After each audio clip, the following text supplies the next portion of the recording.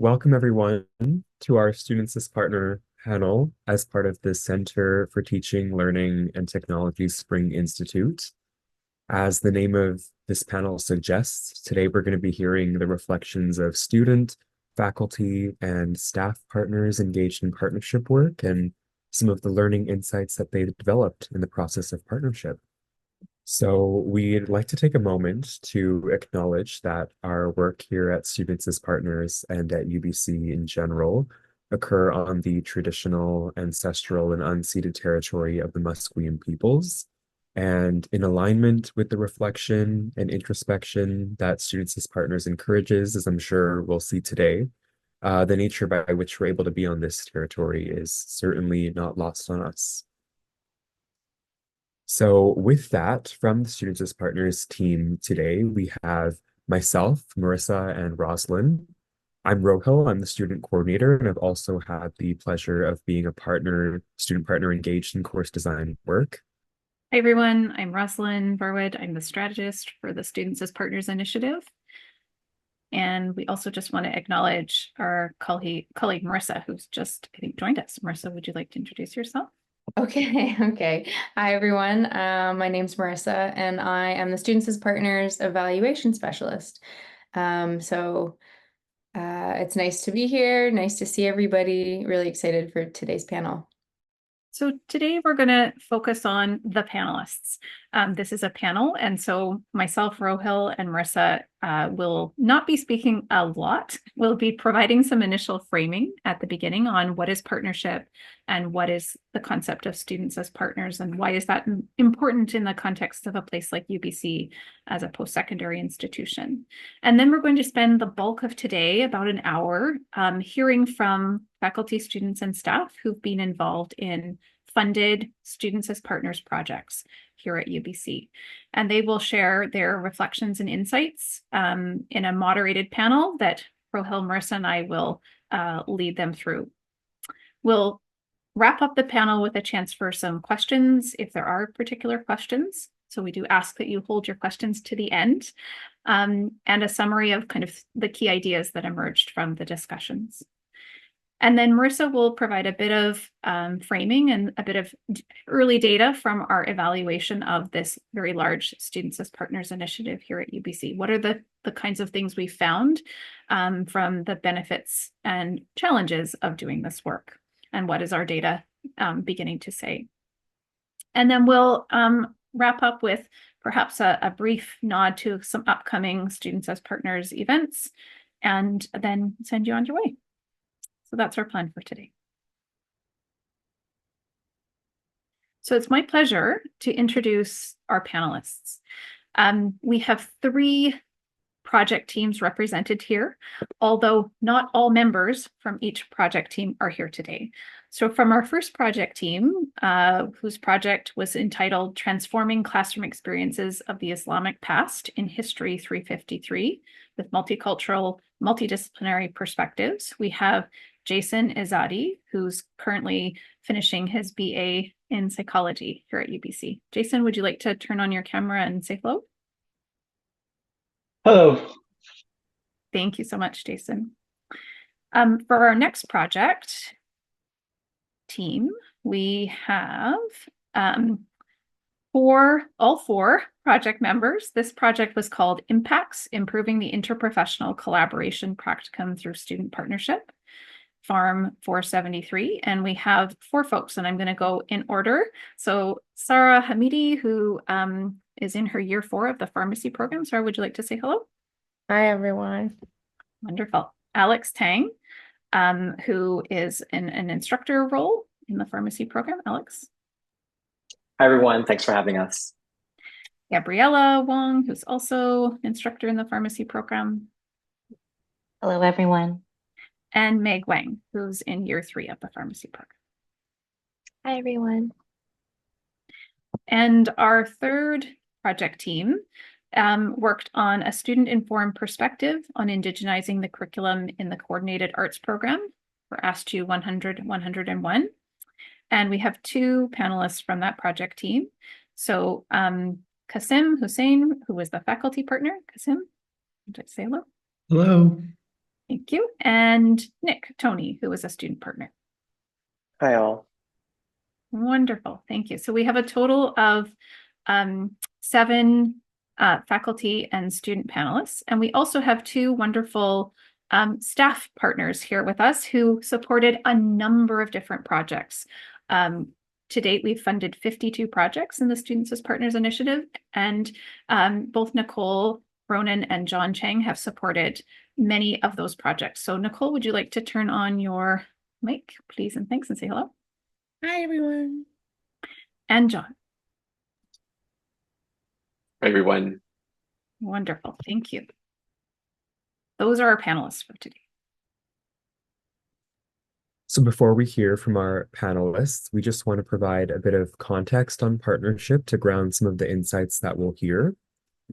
So partnership in the context of the Academy really shapes itself as a process of student engagement wherein faculty, students, and staff come together and leverage their positionalities and unique ways of knowing toward the enhancement of teaching and learning. And we say that partnership shapes itself as a process because we are just as, if not more, concerned with partnership as an end in and of itself rather than strictly as a means to an end. And why this emerges as important is because we see how partnership is an avenue for students to be active in their learning and bring their expertise as a learner in contemporary higher education and discourses that have typically been reserved for faculty. And so that has raised this question around why student input has not been given the same weight as faculty when assembling the landscape of higher education. So here we just have 2 quotes that very nicely capture the sentiments of students as partners. Seeing here this first one, an active student voice and dialogue is conducive to productive inquiry, and can also provide a bit of insight on the sort of ontological transformations that students undergo in working with faculty in partnership. So we see here an enhanced understanding and appreciation for the faculty and confidence in engaging meaningfully with faculty. And that kind of dovetails nicely with this diagram here, the ladder of active student participation, where at the bottom, we have no interaction and students are kind of passive recipients of learning to a dictated curriculum, all the way to the top, where students are in control and are able to exercise a degree of autonomy and can negotiate a curriculum in partnership, which is very much a central tenet of our initiative at UBC, specifically looking at students as partners in course design. And so in terms of what partnership might look like, there is no one prescriptive approach, but with the course redesign process, students and faculty might consider what areas of a course could be enhanced to better meet the learning needs of students. And this may come from research conducted or feedback gathered initially, and then maybe followed by the development of key pedagogical activities and course objectives that meet these learning needs. And here, a student partner would bring their perspective to bridge that gap in understanding and experience in the classroom between students and faculty, the latter of whom would otherwise design the course themselves. So really, that active student voice and input is what enhances the overall course design. Thank you so much, Rohil. So we wanted to provide a bit of framing about partnership. Maybe I'll just also take a moment to invite someone from our project team to paste the link to our website into the chat. We do have a Students as Partners website where you can get more information about our initiative, the kinds of projects that we funded, and a bit more theoretical framing of what is partnership. So if you're new to the field of students as partners and working in partnership, you may want to explore some of the resources on our website. Thank you, Nicole, to help further your conceptual and applied understanding of what partnership looks like, sounds like, feels like. With all that said, we're going to transition now to our panel, because really the value of today is hearing from folks who've been involved in partnership work and have gone through the wonderful highs of the work and also experienced perhaps some of the challenges that come with doing this work. The way we're going to run the panel is we are going to, Rohil, myself, and Marissa are going to propose a question. We have pre-selected panelists who will speak to each question. So not everybody will speak to every question. And we will invite your questions at the end of the panel, once we've had a chance to really fulsomely hear from everybody on the variety of questions that are being posed. However, I also know it's hard to hold questions. So if you have a question that you'd like to pose to a particular panelist or to an idea that you heard, feel free to type it in the chat. We will collect those questions as we're going along and be able to pose them at the end. So feel free to use the chat. Feel free also to use the chat to have discussion, comment on ideas that you're hearing as we're going along. It's kind of like the sidebar where we can engage with ideas while we're listening. If you have a question when we get to the end, we will invite you to raise your virtual hand using the reactions button at the bottom of your screen. Please find the little virtual hand so that we know that you have a question you'd like to pose, and then we'll invite you to bring your question forward.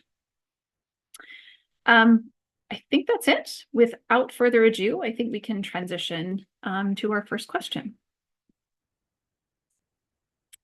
So the first question that we have is really a kind of retrospective, going back in time. We'd love to hear from three of our panelists, Jason, Alex, and Kasim, kind of looking back, what interested you in the Students as Partners initiative at UBC? And can you briefly describe your funded Students as Partners project? And we'll start with Jason, please. Yeah, thank you. So I'll start with the second part first. And our project was about redesigning a third-year history course about the Abbasid Empire, which is known as the Golden Age of Islam. And it was initially designed by Dr. Sarah Ann Knudsen and offered in winter 2022 at the UBC Vancouver. And then she chose two of us from the first cohort to participate in an SAP project to redesign the course and make it better. So up to that point, I've never heard about SAP before, but after asking her some questions and researching about it, I was really interested in doing it. And I think the main things that interested me initially in doing SAP was the fact that I could actually actively engage with the way that the course would be presented in the future, which is such a rare opportunity for an undergrad. I understand the privilege that I was given for that part. And the other thing was that I could reflect on the obstacles that students usually face whenever they're taking courses, for example, finding a balance between working and studying, which was the case for myself. And it kind of makes me feel good and useful to at least be able to help future students with like one of their courses, if that makes sense. And yeah, that's it for me. Thank you, Jason. Alex, please. Thank you. My name is Alex. I'm the faculty partner for our project, and I'm also a lecturer at the Faculty of Pharmaceutical Sciences. So as a lecturer, part of my role, in addition to teaching as the primary responsibility, is to provide work integrated experiences for our students at large. And with that being said, I think I've had a lot of comfort and familiarity with supervising students from a very traditional viewpoint and approach. And so I already kind of had that baseline interest of, working with and alongside students. But I think with this experience, after attending one of a CTLT Winter Institute session in 2022 on Students as Partners, it really challenged my way of thinking how I work alongside with students. And I really learned about the potential benefits of partnership, such as really valuing the student perspective, as well as appreciating their lived and living experiences as an expert in their own ways as students partaking in their studies. And so with that session, it really inspired me to challenge myself to see if partnership is an opportunity that would work for me as well. And it really piqued my interest into new ways of doing and approaching work.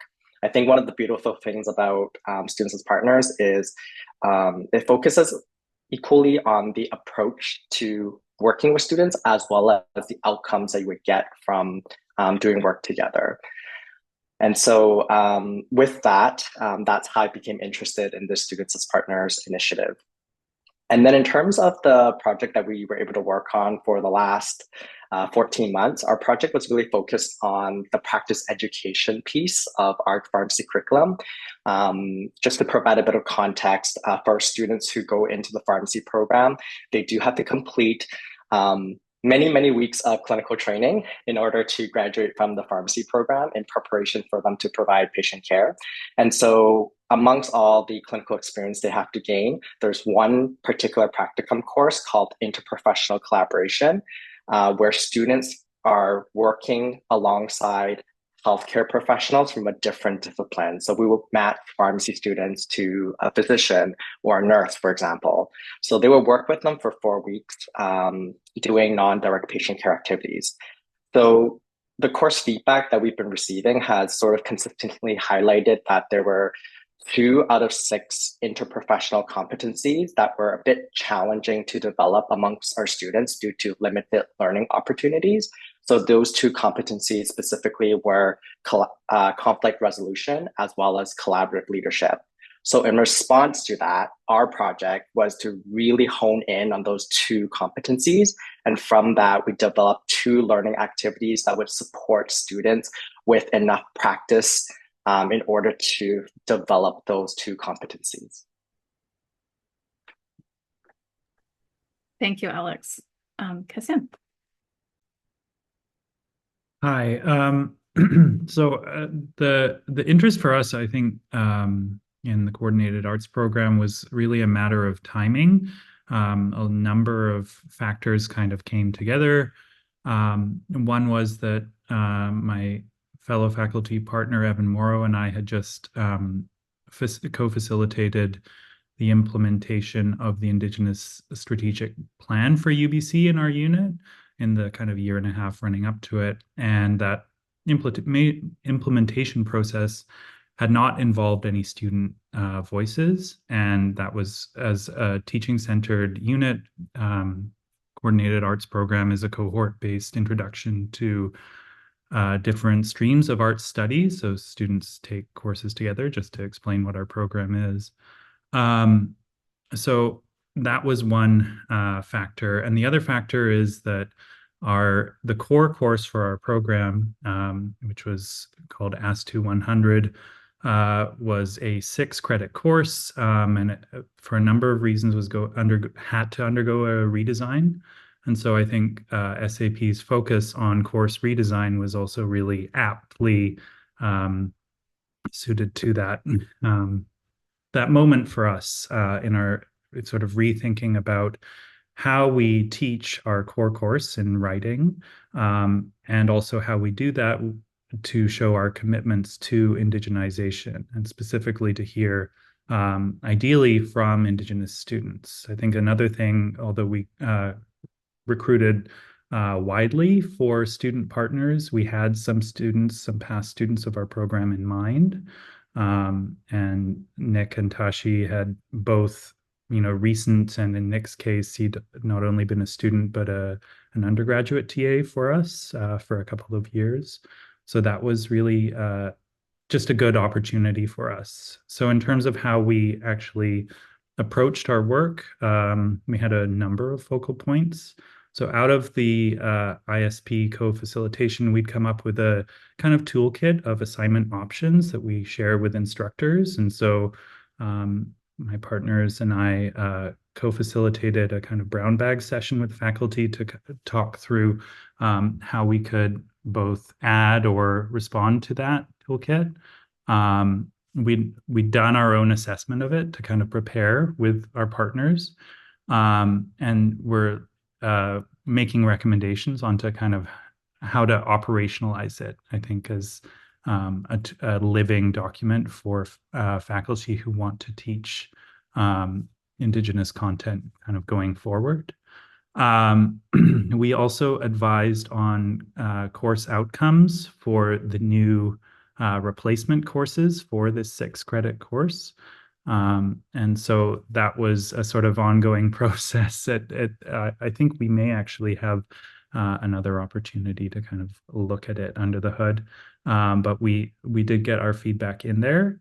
We also advised on how to kind of solicit student perspectives on student knowledge on Indigenous content through the entry and exit survey that students coming into the program and leaving it take. So we just got the results of that.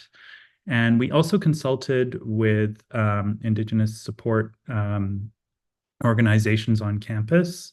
So that's arts advising, arts Indigenous student advising, and Indigenous initiatives at CTLT on hosting a focus group with past CAP students, Indigenous CAP students. And we are still in the process of recruiting for that because we decided to also get ethics approval for that, which has been a big process. And I'll say more about that later. But that's where we're at. So the work is kind of, we've done a lot of it, but we've still got more to do. Thank you so much, Kasim.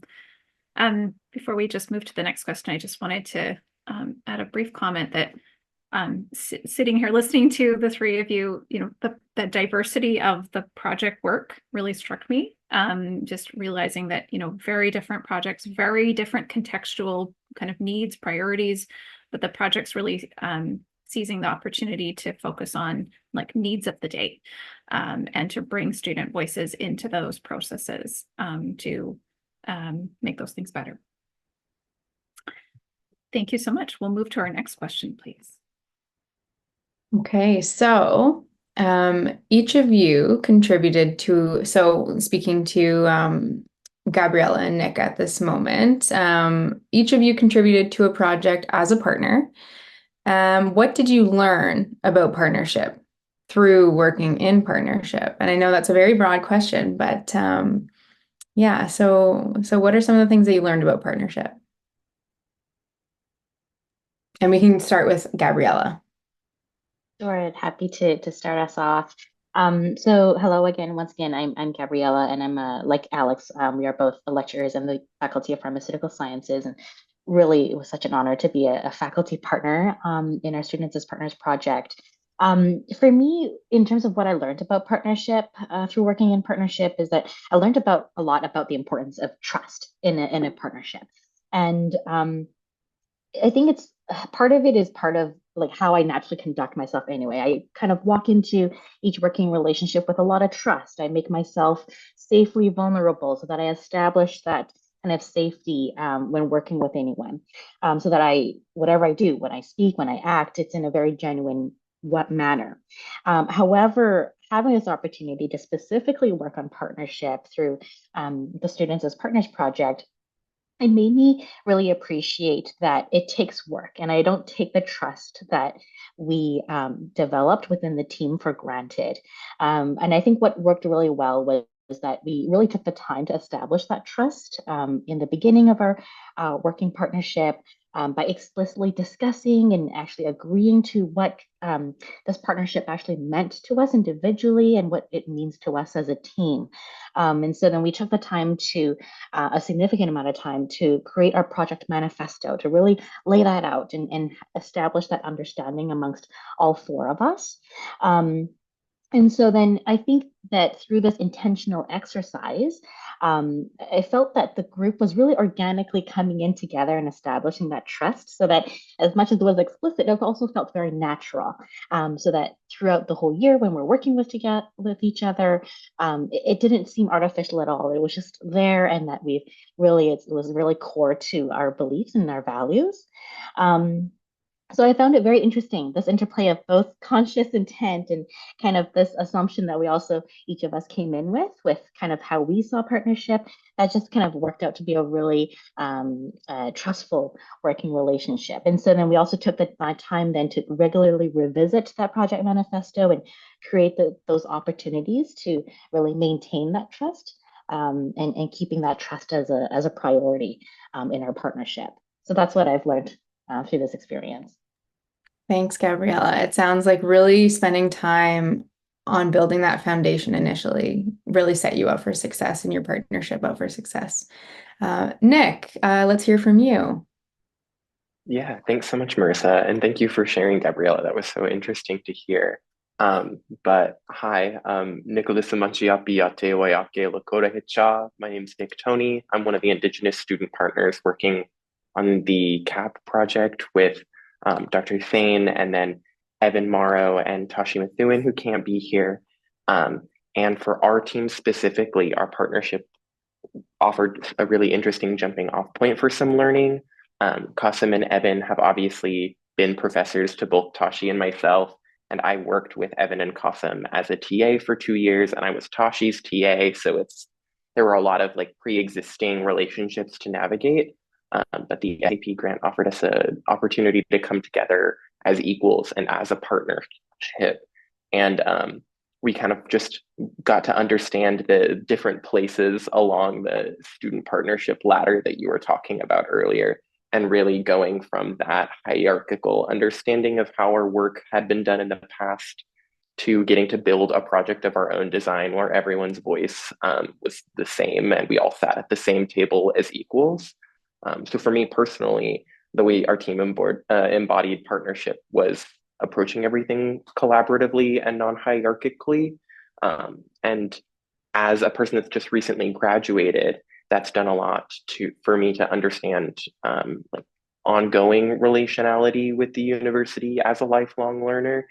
So this partnership gave Tashi and I an opportunity to work with and within the university as partners instead of as students. And that was personally really enriching for how I could conceptualize the work that I could do with and alongside the university into the future. Thanks, Nick. And it's always great to hear from students' perspectives as well. And it sounds like this partnership really allowed you to build on your future work as a lifelong learner, as you said. So thank you for sharing that. I believe then we will go to the next question. Thank you both for your input on this. Yeah, so our next question is for our student partners here. So what opportunities and challenges did you encounter during your partnership? We'll start with Jason. Yeah, so as for the opportunities, I'd say the main thing for me was that I could actually practice democracy in action. That's the best opportunity that I got because Dr. Knudsen, she truly treated me and the other student partner, Leila Shaheen, as equal partners. And like we saw in action that she valued our opinions, like even if it was opposing to her. And the other important thing for me was that I learned how to redesign a course and more specifically make it more inclusive because that was the intent behind the whole project. And like for example, in the Abbasid Empire, the course that we were redesigning, that empire ruled in the Middle East, in North Africa, and in some parts of today's Greece and Italy. So naturally, there were like so many citizens involved in that empire, which were not all of them were Muslim. And so like our job was to sort of do what historians were not doing that well. Like they often like overlook all the different voices within that empire when they're talking about the Abbasids, like a generalization when they're talking about the Middle East in general. And so like we were able to add a lot of resources to the course to reflect and represent those diverse voices. And the other opportunity for me was that we were able to present our findings in 2 conferences already, one in Montreal and one at SFU. And as for the challenges, I'd say that the main challenge was actually for Dr. Knudsen because like she had to teach us the main principles and rules first, and then encourage us to criticize her and to like help with the redesign. And she helped us a lot to like activate our creativity mode to make the course better. And the other challenge was that anything related to history is controversial overall, and all three of us had different views on a lot of things, and we had our own opinions.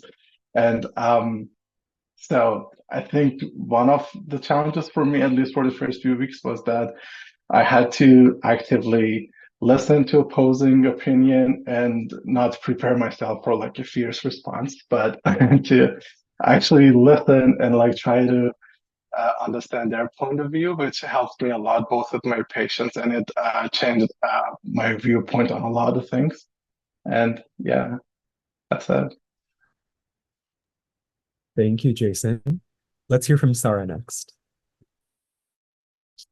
Hi everyone, my name is Sarah. So during this SAP project that I had to do with Alex and Gabriella and with Meg, I had the chance to collaborate with these incredible people who introduced me to valuable opportunities in public speaking and content creation. Before this, I had no experience in these areas, and experiencing it for the first time with such wonderful and supportive people significantly contributed to my personal and professional growth. In terms of challenges, one challenge was adhering to our biweekly internal feedback forums. Even though we had reminders between ourselves, maintaining compliance with these kind of forms was kind of difficult. But we had monthly meetings to kind of give each other's feedback. Thank you, Sarah. Let's move on to Meg next. So hi everyone, I'm Meg. I'm the student partner working on our Impacts project. And so to speak to the opportunities piece, I've had a little bit of experience in the past working with faculty in course redesign as well, but I took on a more traditional role as a student in those projects. So I really only got to participate in certain parts of the process.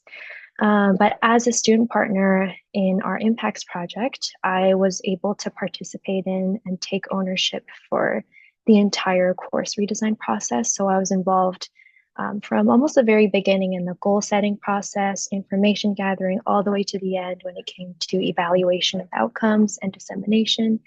And as a part of that process, I also got to take on a lot of leadership roles. That includes leading team meetings, taking the initiative in new projects, reaching out to external stakeholders, and all of that. So that was a really cool opportunity. And in terms of challenges, kind of echoing what Sarah talked about, just also based on my past experiences as a student, I was more used to receiving feedback.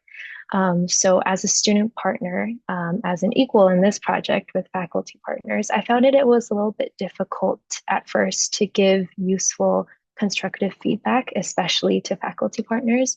So it took me a little bit of time at the beginning to really mentally adjust to my role as an equal and as a partner, and realize that I can leverage my unique perspective as a student. Yeah. Thank you, Meg. And last but not least, let's hear from Nick. Yeah, thanks for throwing it over to me. I'm fortunate to say that our group as well has not really encountered very many challenges other than the editing process for the BREB approval board, which took a try or two.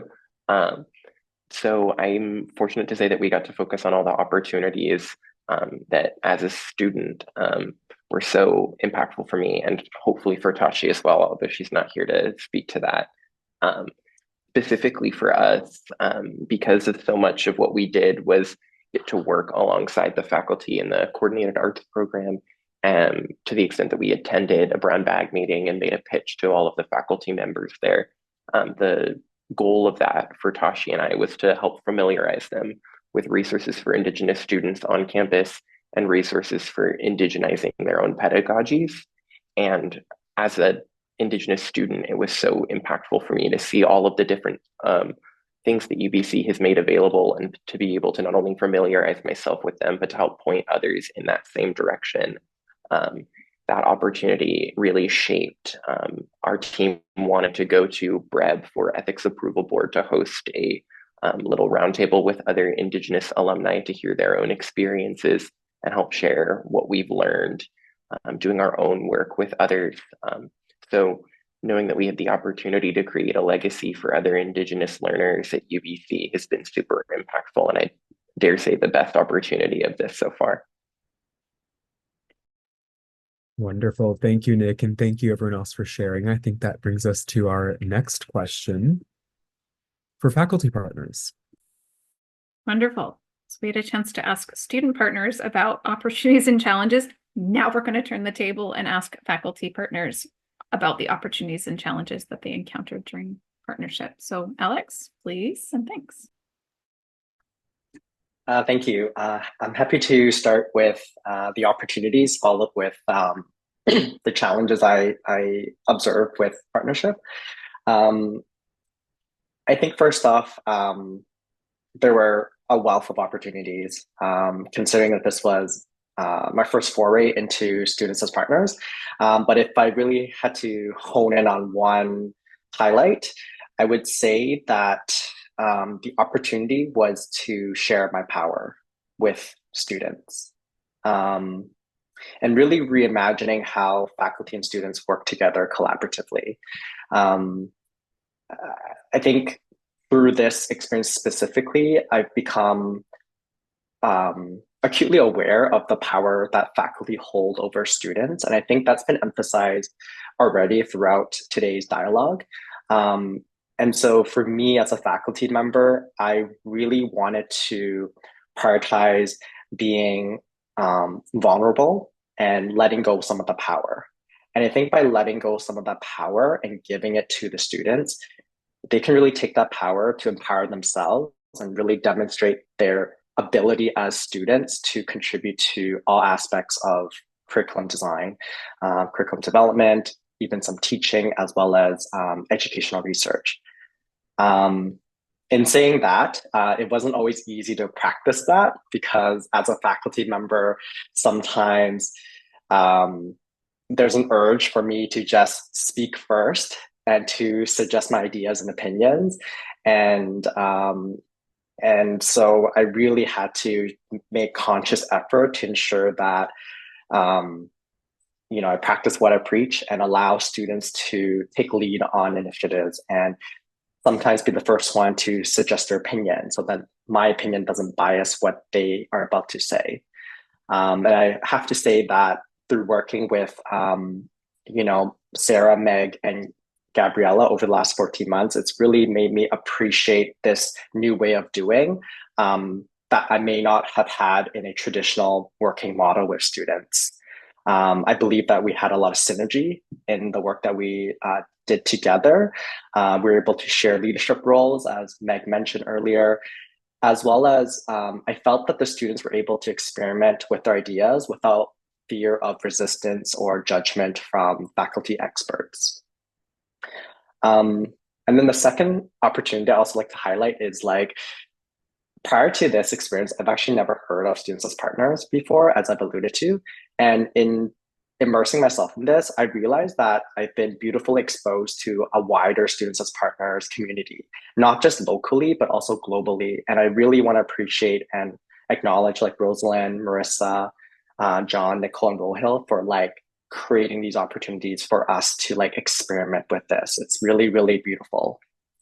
In terms of a challenge, kind of on the flip side, even though I had intentionally tried to balance our power dynamics, I've come to realize that our faculty and students' identities remain deeply entrenched and internalized. And an example I'll share is that in the beginning of a partnership, while we were creating our project manifesto, we had all collectively agreed that we would support each other in our own personal learning goals. Having said that, as we revisited that project manifesto towards the end of our partnership, we realized that the way we took ownership of that responsibility was different. So as faculty members, we felt very responsible for facilitating learning. Whereas on the other hand, the students' partners felt that they didn't really have much to contribute to that particular goal because they saw us as already having fully reached our potential in learning. So they didn't necessarily see a need to support our learning goals. So we found that dichotomy really, really interesting. And it really just does reinforce the idea that our identities are just very, very hard to separate from each other. And that's okay too. And it's part of the learning experience. Perhaps I'll go next. And it's interesting to hear what Alex just said, because that's what I would have wanted to share with this group today as well. But in other words, of course, that comes naturally because we're on the same team. And exactly, it's about that, in Alex's words, it was about that power dynamic. I think another way for me to see it was just the challenge that I personally encountered with really needing to learn, unlearn, and relearn my identity as a teacher. And that tendency that I must admit that I couldn't help, but then later on realized that I was tending to do it, was to treat our students as empty vessels. And we know from the literature, and we through our lived experiences working with the Impacts Project team, was that that's not the case. That all four of us and everyone around us, we have so much to learn from each other. That we can come with our own ideas and strengths and opportunities to contribute. And there are times, like I say, it's the kind of this almost tug of war where I felt like I, as a faculty member, had that responsibility and that ownership of sharing knowledge and to direct things. But once again, this project really created that opportunity for me to challenge that. And I learned so much along the way. And so, like Alex was just saying, is that when even right up to the very end, when we were wrapping up our year together, this came up, and it was so interesting to have the group help us unpack that this was actually kind of gnawing at us in the background, both for the faculty partners, and then also to hear the student perspectives. And this was kind of shared with what Meg said in the previous question as her experience as a student partner, to feel that she was in that traditional role of being a student, being the receiver of knowledge, being the receiver of instructions. And I think we just had kind of in many ways that kind of equal opportunity and challenge to kind of uproot that traditional kind of thinking. And it's okay to honor that, that happened, and that we came in with that. And I think I have just so much to take away from this experience, that now that in my future working relationships with both fellow faculty members, with student partners, that would really challenge me. And I'll continue to kind of be more conscious of that, and look at ways as to kind of seeing how I manage teaching and learning at the same time. Thank you so much, Gabrielle. Sam. I feel fortunate that I got to follow Gabriella and Alex. I would really echo their comments on sort of the opportunity to work outside that conventional sort of classroom hierarchy, while also acknowledging, I think, as you both did, that it's deeply sedimented, obviously, and so not to say that we totally upended things in all circumstances, but I think that what I saw happening is we really tried to hit the ground running last summer, and so my colleague Evan and I really tried to set up some structural elements for us, but very quickly, we found that our student partners had ideas that kind of changed the way we approached the work.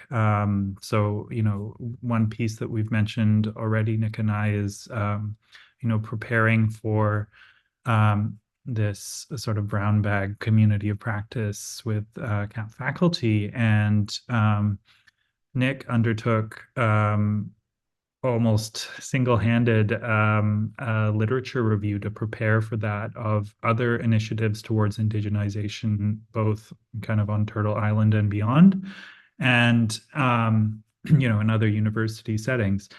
That that really was, I think another opportunity I could speak to is, there is, there's something amazing about having your work shared as a faculty member who's often kind of strained in terms of workload. Speaking back to Gabriella's earlier point about trust, I think, working in like having we had biweekly meetings to kind of set goals and, check in on how we're meeting them. And so that provided a structure for the work that we did where I learned, okay, this is really going to be a very different kind of exercise than, teaching a class or what have you. I would also just point to an equity piece here. And I think, the students as partners model is a really interesting one when I think about all the ways we ask our students over and over for feedback. Students are hugely oversurveyed. It's a real problem for the university as a whole. But I think especially in the context of asking Indigenous students for feedback, right? For nothing, right? What do they get out of it, right? In this country and other colonial contexts, right? There's a really sordid history of consultation with Indigenous peoples that go nowhere, right? That lead to no change. And so we didn't want this to be another fig leaf exercise for our program towards indigenization. And so I think that was the least thing we could do as non-Indigenous educators who are asking for this kind of feedback. Let's find some funding to compensate the people who are doing the work, right? If we're asking for that. So I think that's that, but that has implications, if you're doing other SAP work that may have to do with perhaps CDI as well. So just a thought there. I think it's really going to alter how I think about mentorship kind of going forward. I work, quite closely with students in a lot of other contexts, and learning how to build that trust and that sort of structure that can provide for it, I think is a real takeaway for me. I will just say in terms of a challenge, again, as a busy lecturer with a fairly heavy service load, make sure you budget the time for this. I think I was lucky to work with a colleague, and we could, there was a great deal of understanding in our group around when folks were busy. That really needs to be built in as well. And so I think that was a really good exercise in accountability for us all, is kind of forecasting, okay, when are we going to be able to work on this, right? And I think that's a good learning piece for, obviously student partners, but sometimes for teaching centered faculty like us, making time for the work that is not our coursework, that can fall by the wayside for me. So yeah, I really appreciated that challenge. I don't know if I always lived up to it, but there's lots of good work that we did, and I'm proud of that.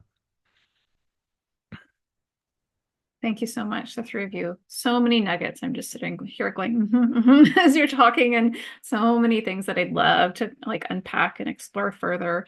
I'll just maybe for the sake of time and moving us forward, just comment that I put a link to a book, free open access book on power in partnership, theorizing it, exploring the notion of power, because there were a lot of comments that really touched on power from the three of you, and trying to explore both one's own power and how to share power, and all of the pieces around that.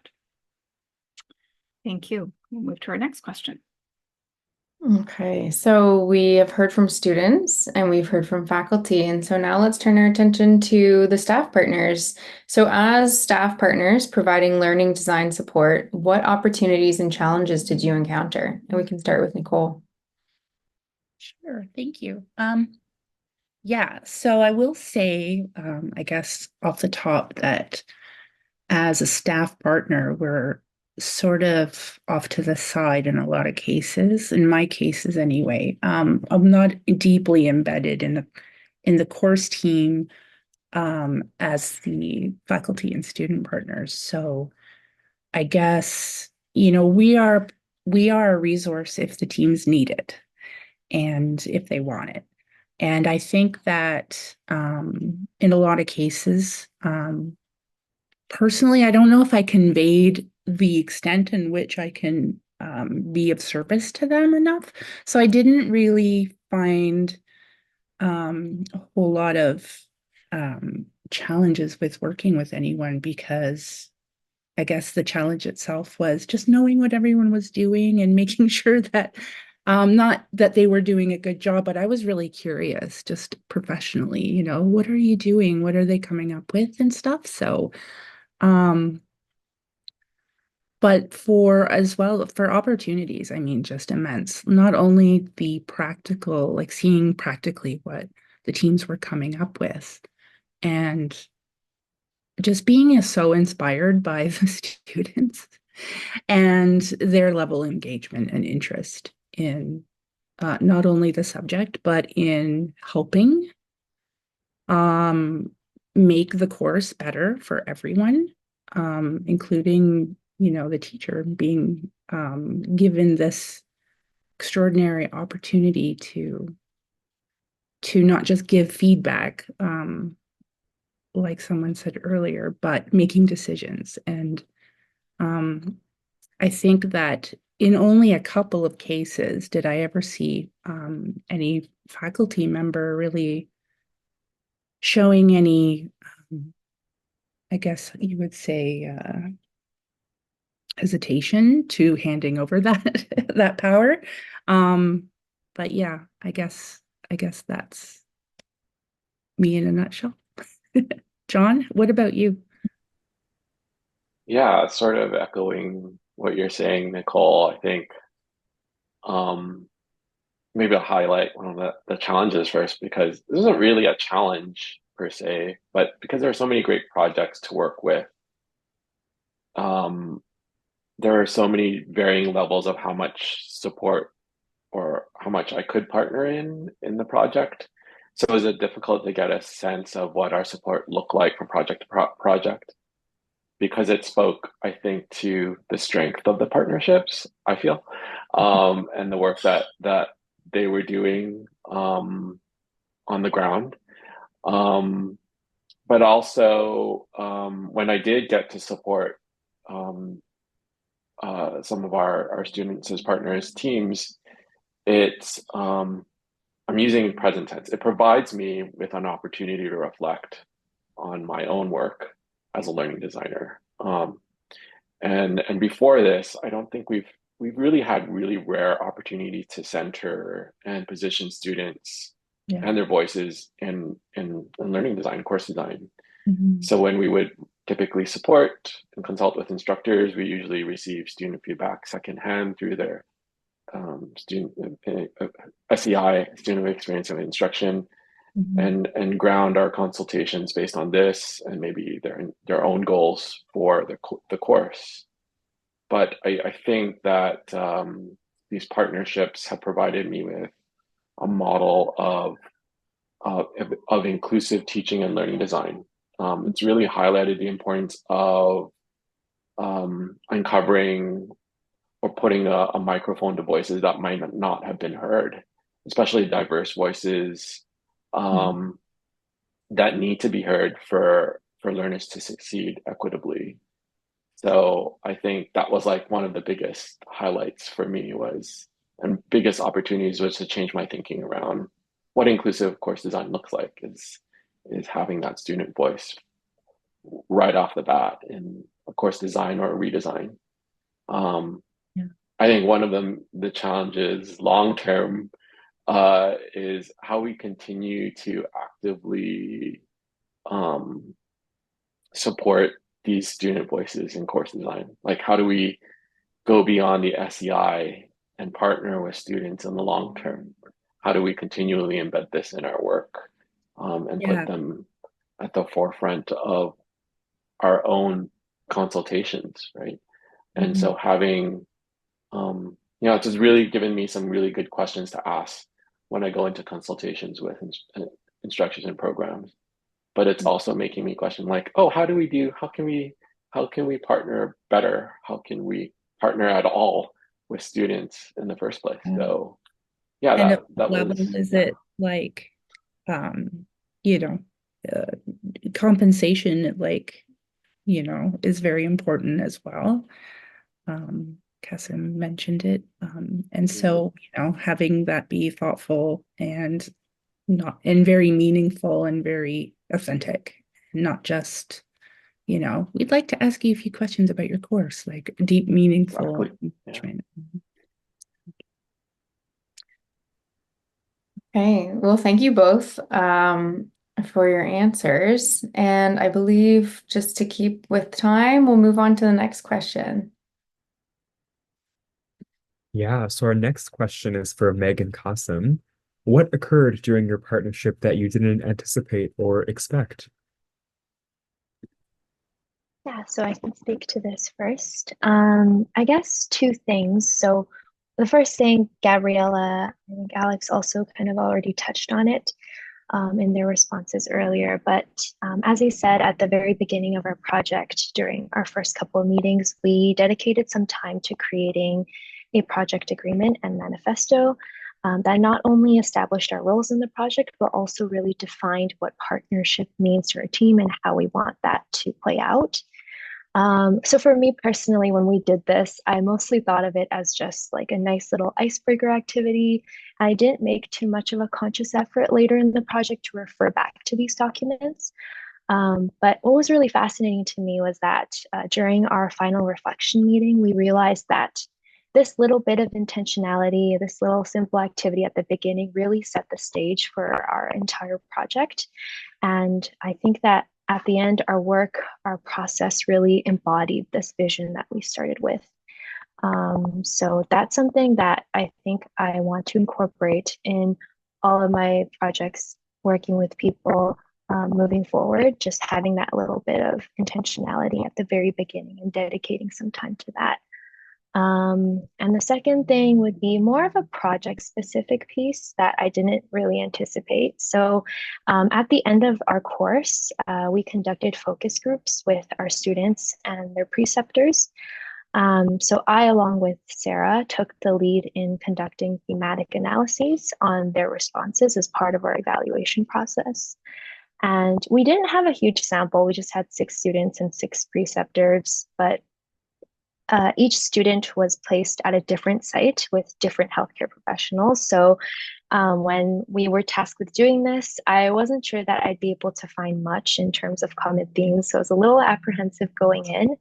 But as I actually went through the transcripts and systematically analyzed their responses, it was really amazing to see that even though these students and their preceptors had a broad range of experiences, many of their responses pointed to positive growth in both personal and professional capacities.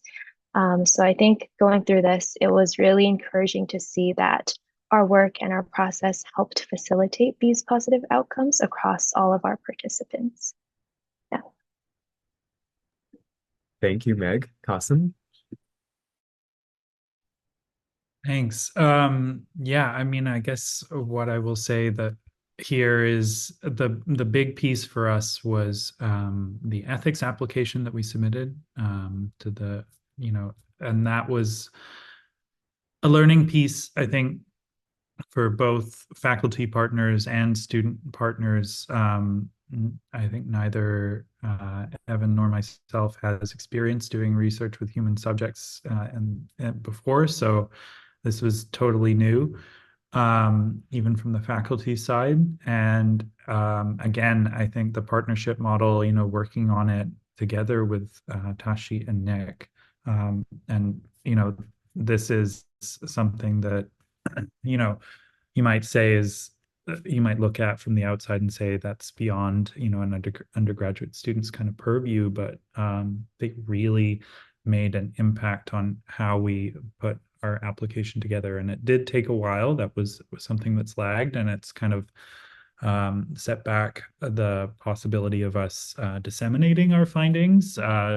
We'll get there, but it won't be within the time frame we'd planned on. But I think it made our work better as well. And that was also, a conversation that we had with, all partners making the decision that this was the right path for us to do this, so that, our work, we realized, had implications for other programs potentially. So we really wanted to make sure that we were doing this work in a way that was ethical and that we could share. The other thing that I will say is kind of tricky logistically. If you're working with a student who is graduated or is about to graduate, be in touch with your unit's administrator, get folks on site around how to actually pay your partner. That was a little tricky in the beginning, and we set it up, and I'm really glad we did. I can't imagine this project without Nick's involvement. So that was a key piece for us to navigate. Thank you. Thank you both. I'm hearing sort of quickly in your answers that these logistical and reflexive pieces are intertwined. So it's nice to hear some reflections on that. I think that brings us to our last question. It does. This last question is sort of a paying it forward opportunity. So I know we have folks in the room who are just starting funded Students as Partners projects, and we have folks in the room who perhaps might be interested in doing some of this work. So what guidance or suggestions do you have to others who are interested in working in partnership? And we'll start with Jason, please. Thank you. There are so many experiences that I'd like to share with them, but I think one of the most important ones is for the professor partners to please go ahead and do it. And it would be an amazing experience for you, since I'm assuming that like most professors, for most of them, it's been quite a while since they've been student themselves. So naturally, you would forget a lot of things from that perspective. And it's good to improve the experience that students will have, and it will have a more lasting effect on like what you're teaching. And the other thing is that from what I've seen in the past few years, some of the departments at UBC, they're having trouble with attracting students to their courses, like for undergrad students who are looking for elective courses. And I think projects like SAP would kind of improve the final user experience. So that would help in the long run as well. And the other thing is that, thankfully in the past few years, we've been talking a lot about EDI. And, but sometimes I feel like it just stays at that, like just checking a box and say, yeah, we met the EDI. But, the post-secondary education, even though I'm grateful for people who initiated it, since most of them were like colonialists, there is a hostility in the old methods of post-secondary education that's still continuing to this day. And so if we truly want to see a change to that discourse, there needs to be a lot of efforts to make academia great again. Sorry, just kidding. And also, I think that they need to, like both professor and student partners, they need to prepare themselves for criticism and truly be open to it. Otherwise, it's not going to have that much of an impact that you think it will.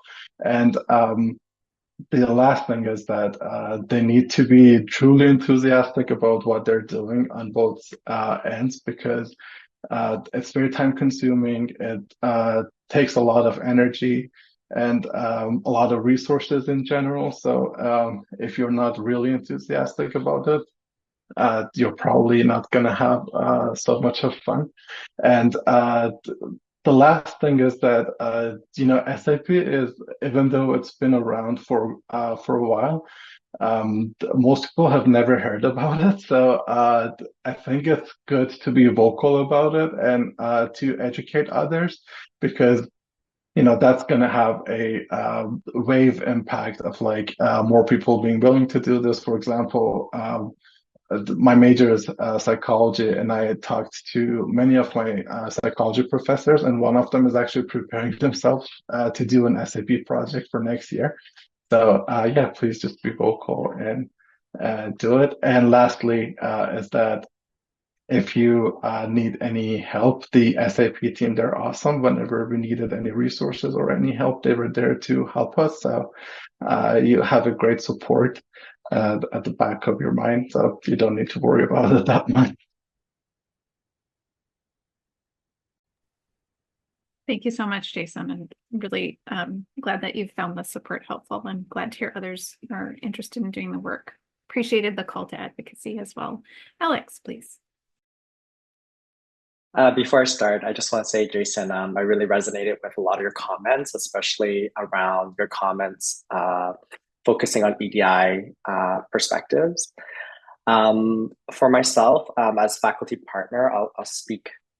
My advice is sort of speaking towards faculty members, and I have two sort of things I like to share. The first is if you are someone that's interested in students as partners, I would encourage you to really dig into the literature and do your homework and do your research prior to committing to this experience.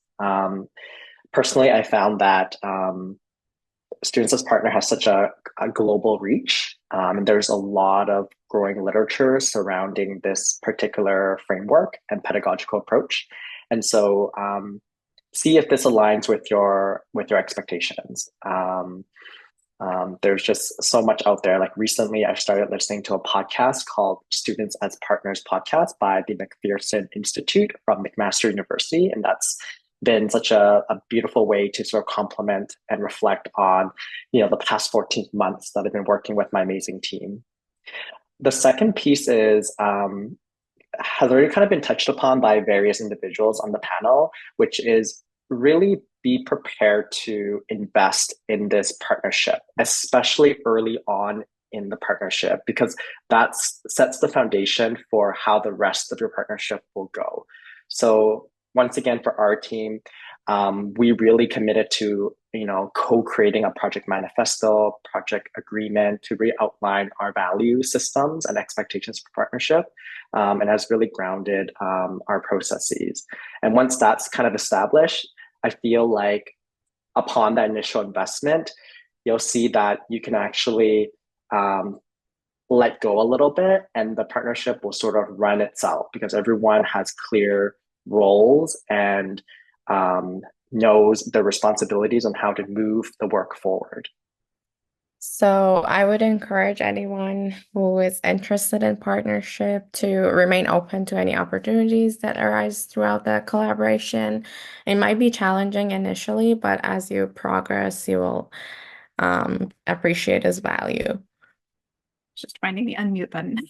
Thank you so much to the three of you. Lots of really interesting nuggets, diverse ideas that came forward. That takes us to the end of the panel. Before we get into kind of summarizing some of the main ideas, I wanted to check and see if there are any questions from our virtual audience or questions that even panelists have for each other, anything that we want to put forward. If so, feel free to use the chat or to raise your little virtual hand at the bottom. So question time. Okay, we'll let things percolate for a little bit. Rohil, I'll hand things over to you to kind of summarize some of the main themes that came out of. Yeah, thanks, Rosalind, and thank you everyone for sharing. I think something that really came up in all of your discussions was the concept of positionality and power dynamics. I think sort of students and faculty being entrenched in their traditional roles is something that came up, faculty kind of being used to kind of sketching out the framework for collaboration and being in control, and students grappling with giving feedback to the faculty as an equal. But I think the wonderful thing that came out of that was how student input helped diversify the faculty's work and the approaches we heard. And really, I think what that comes down to is nurturing the partnership through trust in one another, as Gabriella mentioned, and remaining firm in the belief that this is important work that supports an equitable progression of teaching and learning. And I really want to emphasize what Jason said about how this partnership work is very much about practicing democracy in action. And that makes me think broadly about partnership work beyond this initiative, especially as our initiative winds down. John raised a question that I think is important for all of us to hold on to and walk away with from this session about how we continually embed partnership work in our academic work and professional outputs, and continuing to center student voices. We also heard a little bit about some of the challenges in addition to these opportunities. And it sounds like some of those reflexive challenges ended up becoming the opportunity. So the obstacles kind of became the way. And of course, sort of logistical challenges kind of being inevitable, but great to hear that people were able to find their way around them and return to the partnership as a guiding principle there. So it's great to hear that all of these insights kind of, can be distilled into some key ideas about partnership that we've come to know being on the operational side and through working with all of you. So we really appreciate you sharing all of your insights with us today. I'll just check in. Any questions before we move into our last piece? Anything percolate for anybody? Okay, Marissa, I'm going to hand it over to you. Yeah, so I will spend the next little bit of time talking about the evaluation of the Students as Partners initiative. So at the beginning, as you know, SAP has been going now for a few years. And if you go to the next slide, thank you. So I thought at the very beginning, I was really interested in this unique partnership idea between students, faculty, and staff. And so I started what I call the SAP Partnership Project. And I went through BREB for this. And so the participants in this study are people such as yourselves who have done, and in fact, some of the people here I've also done interviews with. So really what I was interested in is what makes the student faculty staff partnership unique? What are some of the challenges? And as evident from this panel, you'll see like partnership is such an integral part of SAP. And so some of the main questions that I had were, what are the impacts of the SAP initiative on the student and faculty partners and also staff as well? And what are some of the benefits and challenges to these partnerships and the work that we do? And then how, if at all, does this initiative contribute to enhancing our learning and experience for students at UBC Vancouver? So what I did is reached out to a lot of partnership teams and I did one-on-one interviews. So that was essentially, we got around, I don't know if I say it in the next slide. No, so we got around 40 interviews. So really great. A lot of really great participation and a lot of very common themes that came up. And so next slide. One of the main themes that came up for benefits was talking about the relationship piece. So for example, from the student side, really having that opportunity to network with faculty and meet other faculty through working with their faculty partner that allowed them to further relationships even beyond SAP. And also the confidence in working with faculty from the student side of things, because rather than seeing rather than this hierarchical structure, which is also hard to get out of, it just gave students the confidence and the words to be able to communicate more seamlessly with faculty. And then from all sides, from faculty side, like creating those meaningful relationships with students out beyond the classroom, having that more one-to-one, getting to know the student perspective in great detail, and really starting to break those barriers of power dynamics that we see. And two of the quotes here at the bottom, I think, really speak to what I've been talking about with the relationship. So the first one was from a faculty partner, where everybody has a unique perspective, and I think having an opportunity to share, this is where I'm coming from, this is who I am, I think that's really important. And that speaks to what came up a lot in my interviews is the faculty had talked about how students now see them, and students talked about this as well, how they now see each other as more than just a professor. Like you get to know them on a different level, on a more personal level, and it kind of humanizes professors in a way and faculty. And then from the student side, I think it's just building the skills and the networks, and then extrapolating everything that I learned from that and applying it to my professional and my personal life. So I already kind of touched on some of the points there that students had talked about, but I think this quote really uniquely situates what I had talked about. Next slide. Then another benefit, of course, was the skill development. So students spoke a lot about understanding what course redesign looks like, and really a lot of them were surprised by how much work goes into course design and course redesign.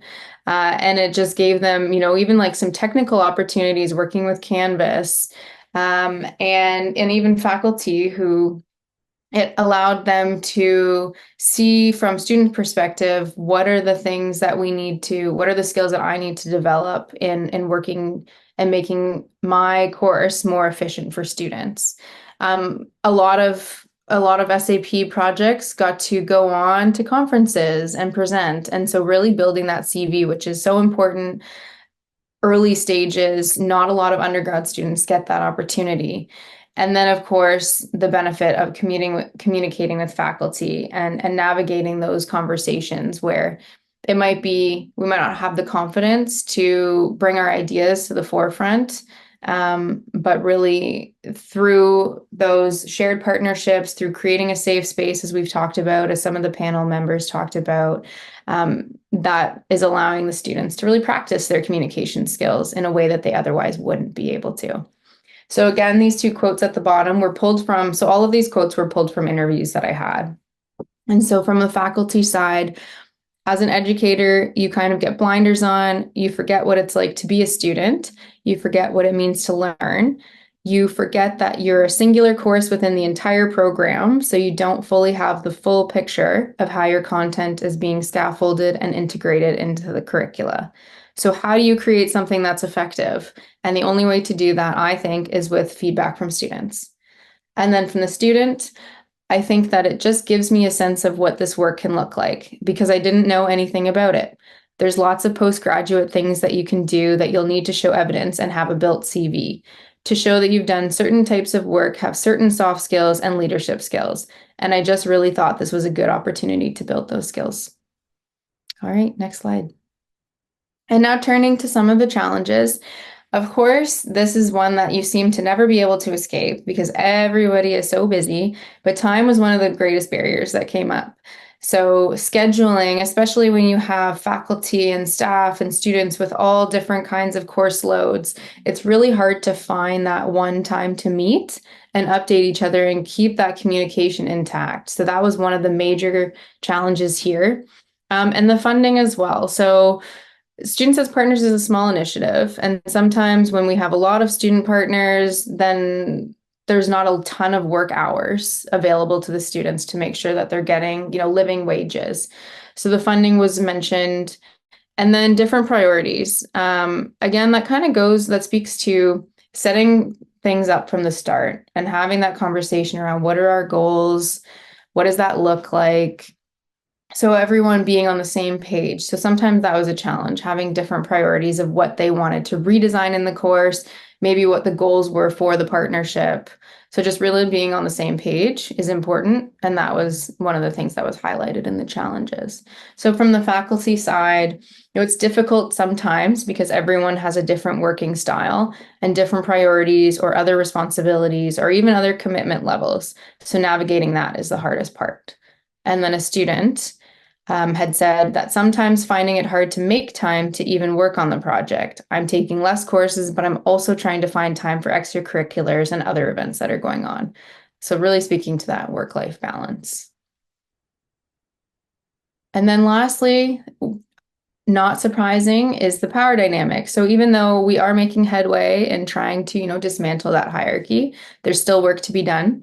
So one of the things that came up under this theme was the student confidence. So yes, while these partnerships helped some students build the confidence, it still was there. It was still always, I think, for example, I'll just jump right to the quote because I feel like the student really spoke to it.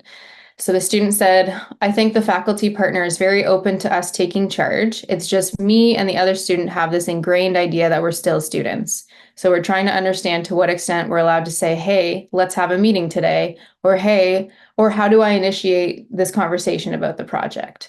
So again, like while we're still working towards building that confidence. And sometimes it can come down to faculty creating a safe space where they feel like the students are equal contributors. And so it's great to hear from some of the panelists, some of the ideas that they had for how to help navigate this. But that is a challenge that, this is how this is how our institution has taught us to teacher, student is the learner. So we're still working towards breaking down some of these power dynamics, but I think a quote from the faculty also speaks to this power dynamic piece. So when it comes to my teaching, I want it to be the best that it can be. And so when I open it up to students, what did you like or not like about my material last year? I think that can be a little bit challenging for students to really open up. So even faculty acknowledge that while they're creating this space that they believe is safe, it's still hard because we are just so ingrained in these power dynamics, especially in higher education. And yeah, so that I think, that are some of those main themes that came out of the evaluation project that I did. And there will be more in the future as I'm doing data analysis on 4D interviews, but just wanted to give you a broad overview of what some of the findings are so far. Thank you so much, Marissa. Really appreciate the big zoom out to, Mm-hmm. amplifying some of the things that we've heard mentioned by individual panelists today to then see that some of those ideas are represented across the many folks that you spoke to as part of evaluating this initiative. We are coming to the end of the session and there's just a couple of things left. So I just want to check in. Any questions for the folks that are still here? Anything popped up? This is sort of the last chance in this formal space to ask a question. We'll just give that a few seconds or so. Any questions?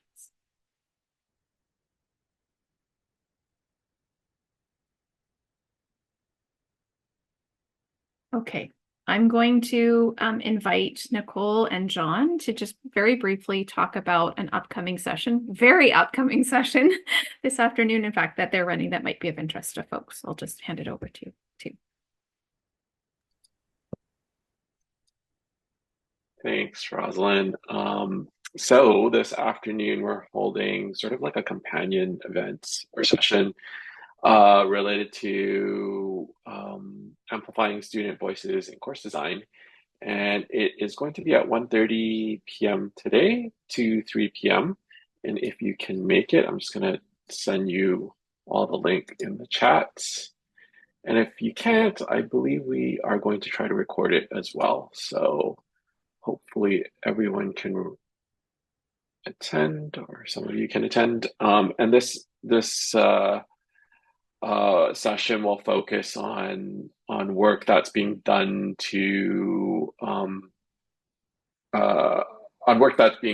around how we incorporate student feedback in course designs, such as things that are already being done with the student experience of instruction, to work that's been done through the Students as Partners initiative, and showcasing examples from instructors and students and their course designs of real work that's happening. And so hopefully that will get all of us to think at the UBC community around how we can incorporate student voices as a regular part of our practice. And so, yeah, that's all. Nicole, did you have anything to add? No, I think you captured it all. So it would be really great if you haven't already had plans for the afternoon, you could join us. So John put the link in the chat. So we'd love to have you. Thanks so much. I know some of There are us. no breakout rooms. No breakout rooms though. You can have lunch and eat and watch if you want. Awesome. I know Yeah. some of us will definitely be there. This is then the moment where I just want to say a big thank you on behalf of the team to all the panelists and the folks who came and participated in our virtual audience. It was really a joy for me, filled my bucket to just listen to all the wonderful learning and insights that folks have had through this initiative. So that was really a wonderful thing for me today. And I hope each of you walked away, panelists and audience, with a new thought, a new idea, a new question to think about. Hey, thank you very much, everybody. We're just sending some contact information in the chat. I hope you have a wonderful rest of the day.